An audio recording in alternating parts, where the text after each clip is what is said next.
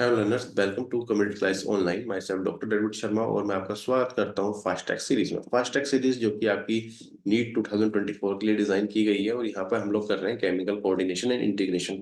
Chemical coordination and integration में आपके 2 lecture पहले हो चुके हैं। आज आपका तीसरा लेक्चर है और ये आज आपको फाइनल लेक्चर हुआ केमिकल कोऑर्डिनेशन एंड इंटीग्रेशन का।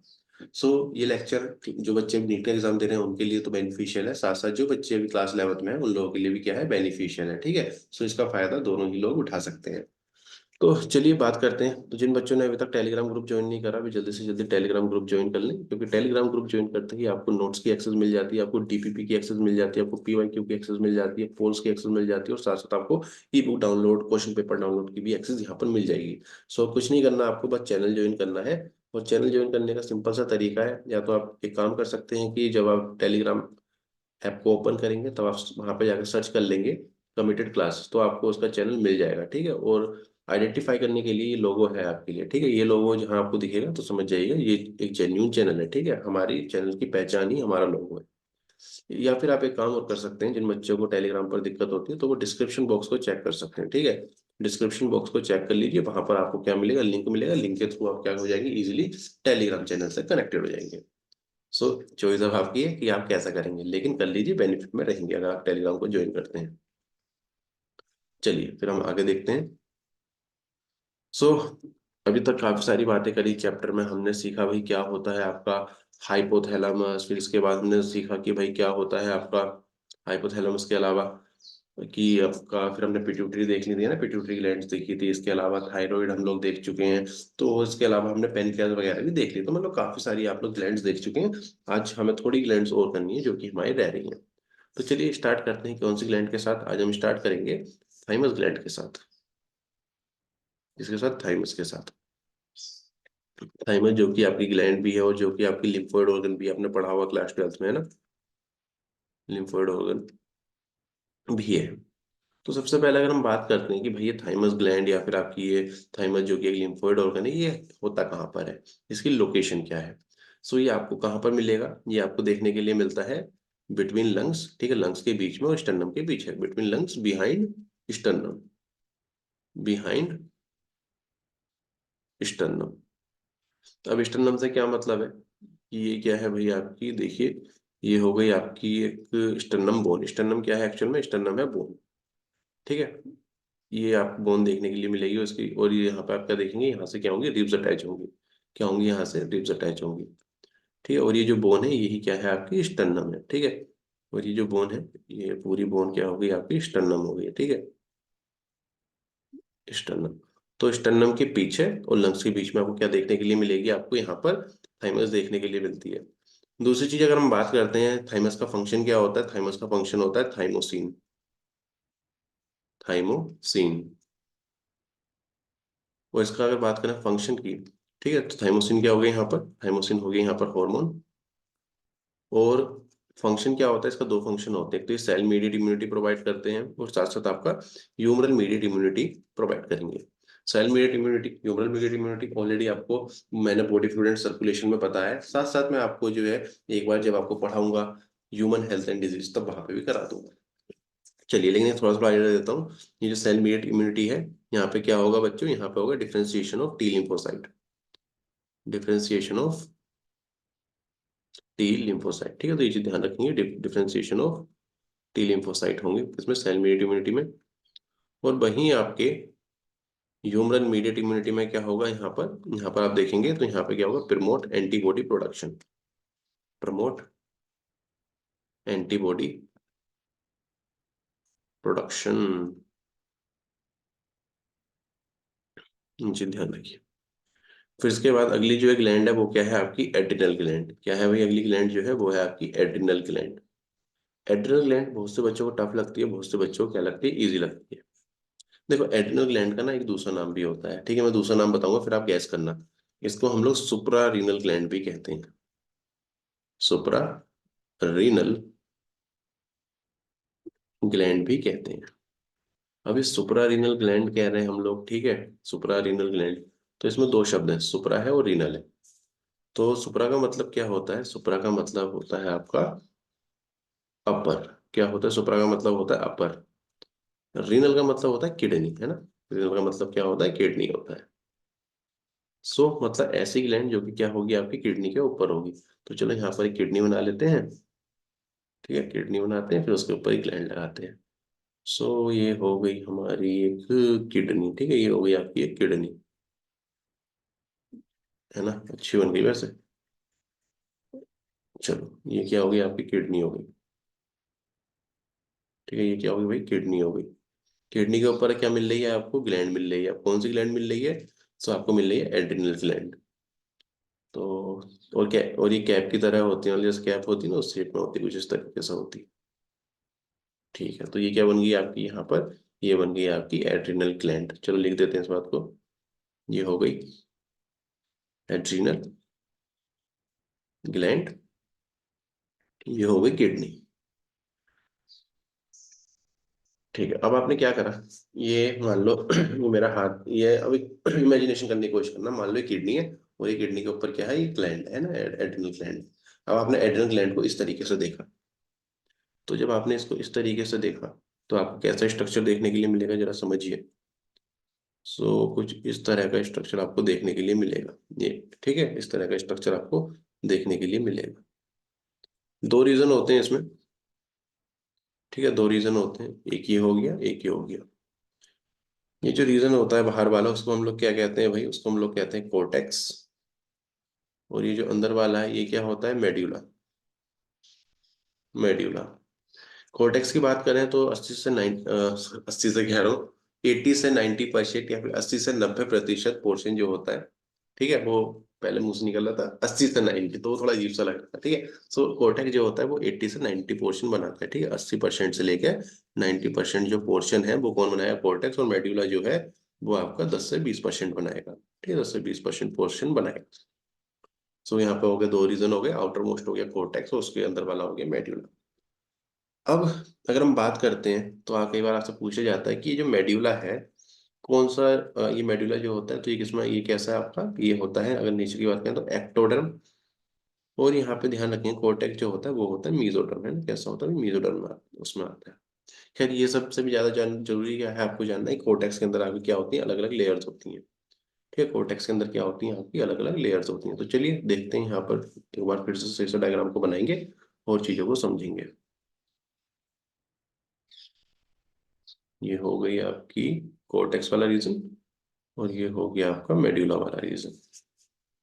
चलिए, सो इसमें सबसे देखिए, अगर इसके कोर्टेक्स वाला रीजन की बात करेंगे, तो इसमें भी आपकी अलग अलग लेयर होती हैं। ठीक है, अलग अलग आपकी लेयर होती है। सबसे आउटर मोस्ट इसमें भी, ठीक है, कोर्टेक्स में भी सबसे आउटर मोस्ट जो लेयर होती है वो कौन सी होती है, वो होती है जोना ग्लैम्युरुलोसा। क्या होता है, वो होता है जोना ग्लैम्युरुलोसा। तो ये वाली लेयर जो होगी वो क्या होगी, जोना ग्लोमेरुलोसा।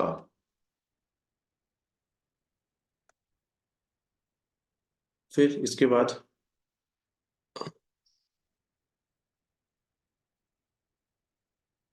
अगली लेयर जो होगी वो क्या होगी आपकी, जोना फेसिकुलेटा। जोना फेसिक्यूलेटा। ठीक है, और सबसे अंदर वाली, चलो मैं यहाँ पर लिख भी देता हूँ कि ये जो जोना ग्लोमेरुलोसा, ये क्या आउटर मोस्ट है। और सबसे अंदर वाली कौन सी हो जाएगी भाई, सबसे अंदर वाली हो जाएगी आपकी जोना रेटिकुलरिस। Zona reticularis. ठीक है, जोना रेटिकुलरिस जो कि क्या हो जाएगी आपकी, इनर मोस्ट हो जाएगी। ठीक है, जो कि क्या हो जाएगी आपकी सबसे अंदर वाली लेयर हो जाएगी, या फिर इनर मोस्ट लेयर हो जाएगी। और यहाँ पे ये क्या होगी, ये तो आपका मेड्यूला हो गया है ना, क्या हो गया भाई, मेड्यूला हो गया है। चलिए, क्या क्या करना है, अब इन डिफरेंट डिफरेंट लेयर्स हैं जैसे आपके, तो इनमें आपको इनके हार्मोन ध्यान रखने हैं, कौन सी क्लास के हार्मोन है, कौन सा मेन हार्मोन है। ठीक है, ये सारी चीजें आपको यहाँ पे ध्यान रखनी है। तो मैं यहाँ पे रेड पेन का यूज करता हूँ। ठीक है, तो सबसे पहले अगर मैं बात करता हूँ जोना ग्लोमेरुलोसा, ये कौन से क्लास के हार्मोन आपके सीक्रेट करते हैं, तो ध्यान रखेंगे ये करते हैं मिनरेलो कोर्टिकोइड। मिनरेलो कोर्टिकोइड। ठीक है, ये क्या होगी आपकी, ये आपकी इसकी हार्मोन की क्लास होगी मिनरेलो कोर्टिकोइड। और ये जोना फेसिकुलेटा जो है, ये कौन सी क्लास के हार्मोन सीक्रेट करेंगे, ग्लूको कोर्टिकोइड, ग्लूकोकोर्टिकोइड। और जो जोना रेटिकुलरिस है, ये क्या करेंगे आपकी गोनेडो कोर्टिकोइड। गोनेडोकोर्टिकोइड। ठीक है, सो ये अलग अलग क्लास के हार्मोन सीक्रेट कर रहे हैं। अब हम देखेंगे कि ये जो मिनरलोकोर्टिकोइड है इसके अंदर कौन सा मेन हार्मोन हो जाएगा। तो मैं अब जरा पेन कलर चेंज करता हूँ। ओके, सो मिनरलोकोर्टिकोइड में अगर आप देखेंगे तो यहाँ पे मेन हार्मोन कौन सा हो जाएगा आपका, एल्डोस्टेरोन। एल्डोस्टेरोन, ठीक है, यहाँ पे क्या हो जाएगा, एल्डोस्टेरोन हो जाएगा। सो एल्डोस्टेरोन की अगर हम फंक्शन की बात करते हैं तो फंक्शन क्या होता है यहाँ पर, साल्ट रिटेनिंग हार्मोन भी कहते हैं। सो क्या कहते हैं, सोल्ट रिटेनिंग हार्मोन, है ना, क्या कहते हैं इसको, सोल्ट रिटेनिंग हार्मोन भी कहते हैं। इसके साथ साथ अगर बात करते हैं ये इसका रोल क्या होगा, सो ये किस पर एक्ट करता है मेनली, ये मेनली एक्ट करेगा आपका डीसीटी पर और आपका कलेक्टिंग डक्ट पर। लेकिन फंक्शंस क्या क्या हो जाएंगे इसका, इसका एक फंक्शन होता है कि ये आपका हेल्प करता है किस चीज में, absorption of salt and water, absorption of salt and water, ठीक है, चीज में ये आपका रोल प्ले करेगा। चलिए ये बात भी लिख लेते हैं इसके साथ साथ कि ये तो करेगा, साथ साथ किस पर ये एक्ट करता है, सो ये एक्ट और किस पर करेगा, ये आपका एल्डोस्टेरोन ये एक्ट करेगा आपका DCT, distal distal convoluted tubule and collecting duct पर, एंड कलेक्टिंग डक्ट पर। ओके, फिर इसके बाद है आपका जोना फेसिकुलेटा। जोना फेसिकुलेटा, सो जोना फेसिकुलेटा में मैंने आपको बताया था यहाँ पर कौन से क्लास के हार्मोन होते हैं, तो यहाँ पर होते हैं आपके ग्लूकोकोर्टिकोइड क्लास के हार्मोन होते हैं। ठीक है, ग्लूकोकोर्टिकोइड हार्मोन की अगर हम बात करते हैं, ठीक है, तो ये इसको लाइफ सेविंग हार्मोन भी कहते हैं। क्या कहते हैं इसको, लाइफ सेविंग हार्मोन भी कह देते हैं। मतलब यहाँ पे जो हार्मोन होगा वो कौन सा होगा, कोर्टिसोल हार्मोन होगा, कोर्टिसोल। देखिए ग्लूकोकोर्टिकोइड क्या है, हार्मोन की क्लास है, हार्मोन क्या है यहाँ पर, कोर्टिसोल है। कोर्टिसोल को क्या कह रहे हैं भाई, life saving hormone, life saving hormone कह रहे हैं। इसका अगर बात करते हैं इसके फंक्शन की, तो इसका फंक्शन क्या होता है कि भाई ये क्या करेगा, मेटाबॉलिज्म करवाएगा, कार्बोहाइड्रेट का, प्रोटीन का, फैट का। ठीक है, इन सब का वो कौन कराएगा, यहाँ पर यही कराएगा। तो चलिए लिख देते हैं किस किस का भाई, कार्बोहाइड्रेट, कार्बोहाइड्रेट, फैट और प्रोटीन। ठीक है, इन तीनों का क्या कराएगा, इन तीनों का कराएगा मेटाबॉलिज्म। ठीक है, इन तीनों का क्या करा देगा, मेटाबॉलिज्म करा देगा। अब मेटाबॉलिज्म कैसा कराएगा, तो मैं क्या करता हूँ यहाँ पे थोड़ा सा स्केल का यूज कर लेते हैं। ठीक है, एक लाइन का यूज करते हैं और सेपरेशन कर लेते हैं। यहाँ पे चलिए इस साइड वाले सेक्शन में कर लेंगे सारी बातें। अब देखेंगे कि इनका मेटाबॉलिज्म कैसे कैसा होगा। सो वेट, तो ये क्या करेगा, देखो भाई, ये क्या करेगा, सबसे पहले कार्बोहाइड्रेट को ब्रेक करेगा। किसको ब्रेक करेगा, कार्बोहाइड्रेट को, कार्बोहाइड्रेट को ब्रेक करेगा किसमें, ये कार्बोहाइड्रेट को ब्रेक करेगा ग्लूकोज में, ग्लूकोज में ब्रेक करेगा। अब कार्बोहाइड्रेट को ग्लूकोज में ब्रेक कर रहा है ना, ग्लूकोज का फॉर्मेशन कर रहा है, तो क्या ये ग्लूकोन्यूजेनेसिस प्रोसेस कर रहा होगा, या फ्यूचर डॉक्टर्स बताओ, क्या ये आपका ग्लूकोन्यूजेनेसिस की प्रतिक्रिया कर रहा होगा, प्रोसेस कर रहा होगा, क्योंकि ग्लूकोज का फॉर्मेशन हो रहा है। ऐसे क्या करेगा, ये फैट को क्या करेगा, फैट में क्या करेगा, ये लाइपोलाइसिस, है ना, लिपोलाइसिस, लिपोलाइसिस प्रोसेस करेगा। ऐसे ही क्या करेगा, प्रोटीन का भी क्या करेगा, ब्रेक डाउन। तो मैं क्या कह दूंगा भाई, यहाँ पर क्या हो रहा है, प्रोसेस हो रहा है किस चीज का, प्रोटियोलाइसिस। ठीक है, तो इस तरीके से मतलब इनका ब्रेक डाउन कर रहा है, जैसे कार्बोहाइड्रेट को तोड़ रहा है ग्लूकोज में, तो ग्लूकोन्यूजेनेसिस हो रही है, ऐसी फैट को तोड़ेगा, प्रोटीन को तोड़ेगा, है ना, तो इन सबका मेटाबॉलिज्म करेगा। इसके साथ साथ और भी फंक्शंस होते हैं इनके। सो इनके फंक्शन में यहाँ एडिशनल फंक्शन यहाँ पे मेंशन कर रहा हूँ, other function. So other function में कौन कौन से हो जाएंगे, पहला फंक्शन इनका होता है आरबीसी प्रोडक्शन, आरबीसी प्रोडक्शन। दूसरा फंक्शन अगर आपका अगर बात करें तो देखिए जो कोर्टिसोल होता है ये आपका मेनली कार्डियोवैस्कुलर सिस्टम पर इफेक्ट करता है। इसके अलावा एंटी इंफ्लामेटरी है। ठीक है, क्या है, एंटी इंफ्लामेटरी है, इम्यूनोसप्रेसिव है। लेकिन अगर आप मेन जो है, मेन क्या है इसका फंक्शन, मेन है इसका मेटाबॉलिज्म कराना, कैसा, कार्बोहाइड्रेट, प्रोटीन और आपका फैट का मेटाबॉलिज्म कराना।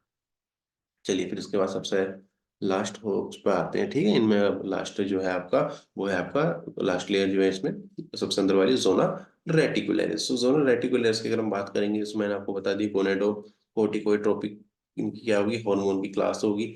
और ये क्या करेंगे बच्चों, ये आपका करते हैं production and secretion of androgen. ठीक है, एंड्रोजन, ठीक है, तो एग्जाम टाइम में एल्डोस्टेरोन या एंड्रोजन शब्द में कंफ्यूज मत होना। ठीक है, तो एंड्रोजन का क्या कर रहे हैं, प्रोडक्शन कर रहे हैं, साथ साथ क्या कर रहे हैं, सीक्रेशन कर रहे हैं। ठीक है, प्रोडक्शन और सीक्रेशन एंड्रोजन का कौन करता है, यही करते हैं। तो यहाँ पे ये सारी चीजें आपको जाननी होती हैं। ठीक है, इसके नोट्स आप डाउनलोड कर लीजिएगा टेलीग्राम ग्रुप से, और आराम से चाहो तो आप इसका प्रिंट भी निकाल सकते हो, अदरवाइज नोटबुक में बनाना चाहते हो तो नोटबुक में भी बना सकते हो। चलिए, फिर इसके बाद दो टर्म आपको पढ़नी होती है, यहाँ पर ध्यान रखेंगे वे दो टर्म्स। एक तो है आपकी डायबिटीज मेलाइटस, डायबिटीज मेलाइटस। यहाँ पे जो मेलाई शब्द है ना, मेलाई शब्द का मतलब क्या होता है, मेलाई शब्द का मतलब होता है शुगर। क्या होता है, शुगर, स्वीट। ठीक है, चलो मैं लिख देता हूँ यहाँ पे, जो मेलाई शब्द है इसका मतलब क्या होता है, स्वीट या फिर शुगर। ओके, सो डायबिटीज मेलाइटस जो है यहाँ पर ही छुप रहा है। चलिए, सो डायबिटीज मेलाइटिस जो है, अगर हम इसकी बात करते हैं, सो इसका ये जो होता है किसका रिजल्ट है, सो ये result from hyposecretion of insulin. अगर इंसुलिन का हाइपोसिक्रेशन हो रहा है, ठीक है, हाइपोसिक्रेशन हो रहा है किसका, इंसुलिन का। अब मैं इंसुलिन कह रहा हूँ, पैनक्रियास की तरफ आ जाना थोड़ा। ठीक है, तब कौन सी कंडीशन हो जाएगी, आपकी हो जाएगी डायबिटीज मेलाइटस। इसके अलावा आप क्या देखोगे, यहाँ पर जो एक्सक्रीट हो रहा है यूरिन, उसमें क्या देखोगे, शुगर की मात्रा अच्छी खासी होगी, है ना। तो excrete urine with sugar, with sugar. और वहीं अगर हम बात करते हैं किसकी, डायबिटीज इंसिपिडस की, डायबिटीज इंसिपिडस। सो डायबिटीज इंसिपिडस की अगर हम बात करेंगे यहाँ पर, सो इंसिपिडस का मतलब क्या होता है, इंसिपिडस का मतलब होता है टेस्टलेस, टेस्टलेस। ये किस वजह से होगा भाई, अगर हाइपोसिक्रेशन हो रहा है आपका एडीएच का। ठीक है, अगर हाइपोसिक्रेशन हो रहा है किसका, एडीएच की अगर हाइपोसिक्रेशन हो रही है, तो जिस वजह से क्या होगा आपका, यहाँ पर कौन सी कंडीशन हो जाएगी, आपकी डायबिटीज इंसिपिडस हो जाएगी। इसमें आप क्या देखोगे, इसमें क्या होगा, एक्सक्रीशन हो जाएगा लार्ज अमाउंट ऑफ यूरिन। ठीक है, लेकिन यहाँ पे यूरिन का तो क्या हो जाएगा आपका, लार्ज अमाउंट ऑफ एक्सक्रीशन हो जाएगा, लेकिन ग्लूकोज का क्या देखोगे आप, यहाँ पर एक्सक्रीशन नहीं होगा। मतलब यहाँ पे आप देखेंगे, तो यहाँ पर देखिए, नॉर्मली भी अगर हम बात करते हैं, ठीक है, तो जितनी रिक्वायरमेंट है उस हिसाब से क्या होगा, यहाँ पर बाहर नहीं निकल पाएगा। ठीक है, शुगर। ओके, सो लिख देते हैं, excrete large amount of, large amount of dilute urine, dilute urine. So ये आपका क्या होता है, यहाँ पर मेन डिफरेंस होता है। फिर इसके बाद आपको थोड़े से हार्मोन और देखने हैं, जैसे किडनी है आपकी, किडनी से भी क्या होता है, हार्मोन्स की सीक्रेशन हो रही है। तो चलिए देखते हैं कौन कौन से ऐसे हार्मोन है जो कि किडनी के द्वारा सीक्रेट हो रहे हैं। सो आपकी किडनी है, ठीक है, किडनी में आपको एक सेल मिलते हैं जिनको क्या कहते हैं भाई, जेजी सेल कहते हैं। ठीक है, किडनी है, किडनी में क्या प्रेजेंट है आपके, जेजी सेल। जेजी का मतलब क्या है यहाँ पर भाई, जेजी का मतलब है आपका juxta glomerular, juxta glomerular cell, juxta glomerular cell. So ये जेडी सेल जो है, ये क्या करते हैं, ये आपका एक हार्मोन फॉर्मेशन करते हैं, जिसको हम लोग क्या कहते हैं, इरिथ्रोपोइटीन। क्या कहते हैं इसको हम लोग, क्या कहते हैं, इरिथ्रोपोइटीन। और ये जो इरिथ्रोपोइटीन है, ये क्या करेगा भाई, ये आपका आरबीसी प्रोडक्शन में रोल प्ले करेगा, आरबीसी प्रोडक्शन में क्या करेगा, रोल प्ले करेगा। ओके, फिर देखिए एक हार्मोन आपका हार्ट की वॉल से भी आएगा। ठीक है, एक हार्मोन आपका क्या होगा, हार्ट की वॉल से भी आएगा, हार्ट की वॉल से भी आएगा। सो अगर हम बात करते हैं तो हार्ट वॉल की, तो यहाँ पे क्या होगी आपकी, देखिए एट्रिया वॉल जो होती है, ठीक है, आपने पढ़ा होगा एट्रिया, पढ़ा है ना, चार चेम्बर होते हैं। एट्रिया होगी और क्या होगी, वेंट्रिकल होगी। ठीक है, सो जो एट्रिया की वॉल होती है हार्ट में, ठीक है, एट्रियल वॉल ऑफ हार्ट, ये क्या सीक्रेट करती हैं, ये है आपका, सीक्रेट करती हैं एएनएफ। एएनएफ का मतलब होता है एट्रियल नेट्रियूटिक एसिड, सॉरी एसिड कह रहा हूँ, फैक्टर। ठीक है, एट्रियल नेट्रियूटिक फैक्टर। तो इसका रोल किस चीज में होता है, ये ब्लड प्रेशर को क्या करता है, डिक्रीज करता है। ठीक है, सो एट्रियल, तो हार्ट की जो एट्रिया है उसकी वॉल से कौन सा हार्मोन सिक्रेशन हो रहा है, एएनएफ, एट्रियल नेट्रियूरेटिक फैक्टर क्या हो रहा है, सीक्रेट हो रहा है, जो क्या कर रहा है, बीपी को कम कर रहा है। इसके अलावा गैस्ट्रोइंटेस्टाइनल ट्रैक्ट से भी आप क्या देखेंगे, हार्मोन का सिक्रेशन होता है। ठीक है, तो आपको चार हार्मोन वहां पर पढ़ने होते हैं। सो हम देखेंगे जीआईटी हॉर्मोन्स। जीआईटी हार्मोन, ठीक है, 4 पेप्टाइड हार्मोन है आपके। सो सबसे पहले देखिए क्या हो जाएगा आपका। सबसे पहला हार्मोन हो जाएगा गैस्ट्रीन। गैस्ट्रीन की अगर बात करेंगे तो गैस्ट्रीन का जो फंक्शन होता है, फंक्शन क्या रहेगा गैस्ट्रीन का, कि भाई ये स्टिमुलेट करते हैं किस किस सीक्रेशन। तो ये आपके स्टिमुलेट करते हैं सीक्रेशन ऑफ एचसीएल और आपकी पेप्सिनोजन, ठीक है, एचसीएल और आपकी पेप्सिनोजन की सीक्रेशन कराएंगे। चलिए लिख देते हैं क्या हो रहा है इनका। इनकी सीक्रेशन करा रहे हैं, stimulate secretion.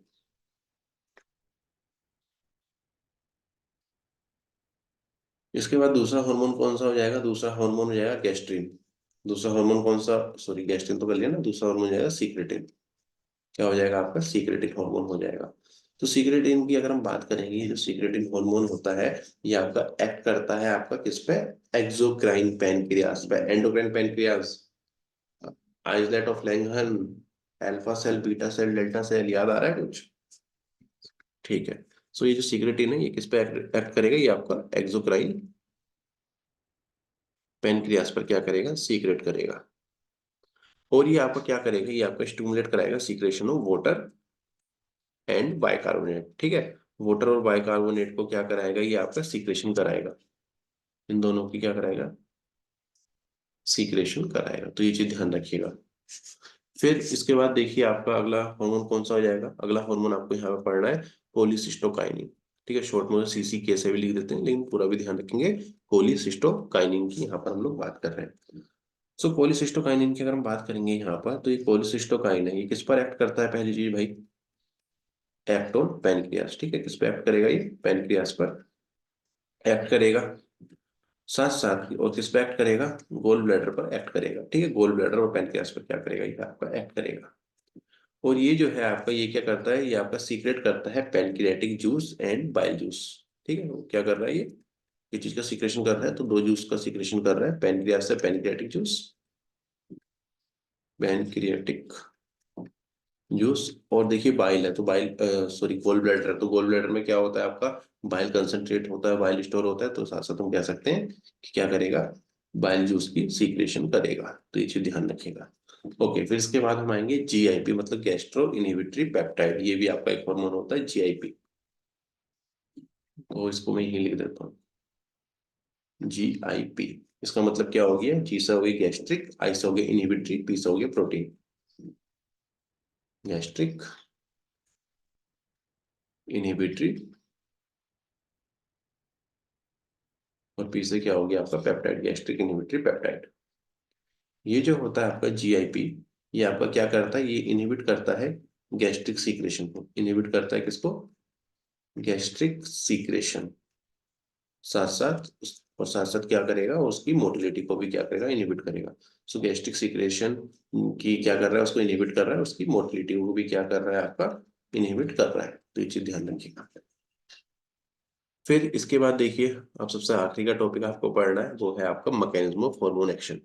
Mechanism of hormone action आपको अच्छे से समझना पड़ेगा। ज्यादातर बच्चे मैकेनिज्म ऑफ हार्मोन एक्शन में गलती करते हैं। काफी सिंपल तरीके से मैं आपको चीजें बताने की कोशिश करूंगा, और बाकी अब आपको देखिए ग्रैप्स करना है इसको, ठीक है। अब आपको खुद समझना है इन सारी चीजों को, क्योंकि मैं आपको एक्सप्लेन कर दूंगा। अगर आप पूरे ध्यान से सुनेंगे तो चीजों को आप समझ जाएंगे, और अगर नोट्स बना रहे हैं तो और भी अच्छी बात है। सो हेडिंग बना लीजिएगा आपका mechanism of hormone action. Mechanism of hormone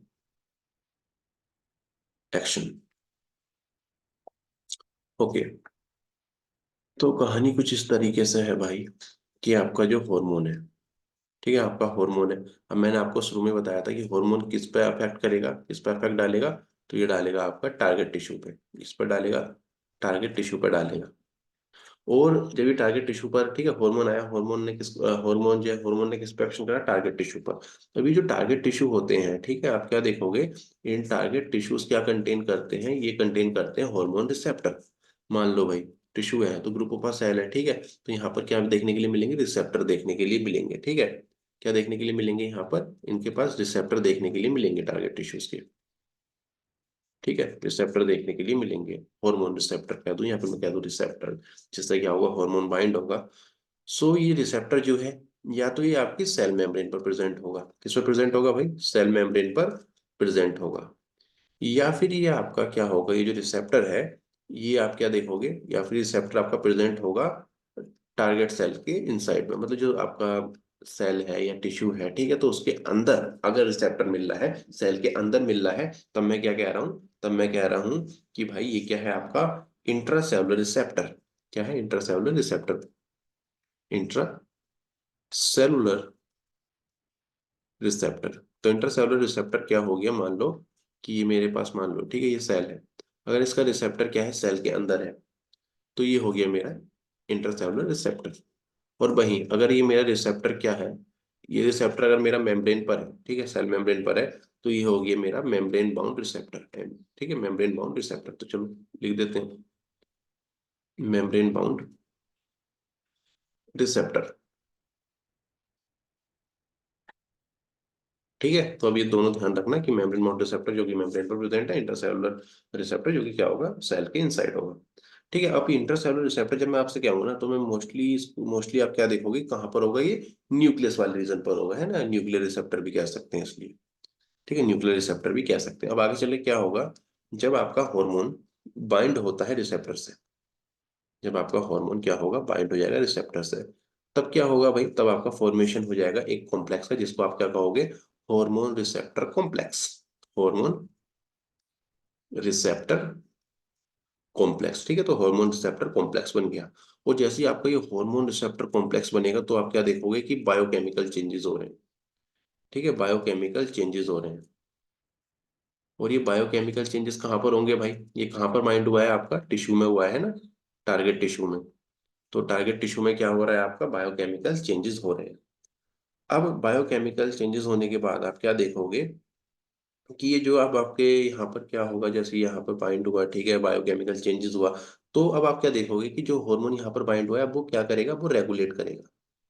ठीक है, अब वो क्या करेगा भाई, रेगुलेट करेगा। और क्या रेगुलेट करेगा, वो टिश्यू का मेटाबॉलिज्म, मतलब केमिकल रिएक्शन वहां की, उसको रेगुलेट करेगा या उसको कंट्रोल करेगा। और साथ साथ क्या होगा, आपका फिजियोलॉजिकल फंक्शंस को भी, मतलब क्या ओवरऑल यहाँ पे जो भी आपकी रिएक्शंस होंगी, ठीक है, फिजियोलॉजिकल फंक्शंस को भी क्या करेगा, आपका रेगुलेट करेगा। फिजियोलॉजिकल है ना, वहां पे जितने फंक्शन वगैरह उन्हें रेगुलेट करेगा, और साथ साथ वहाँ केमिकल रिएक्शंस को रेगुलेट करेगा। अगर हार्मोन आपका मेम्ब्रेन बाउंड रिसेप्टर से क्या हो रहा है, बाइंड हो रहा है।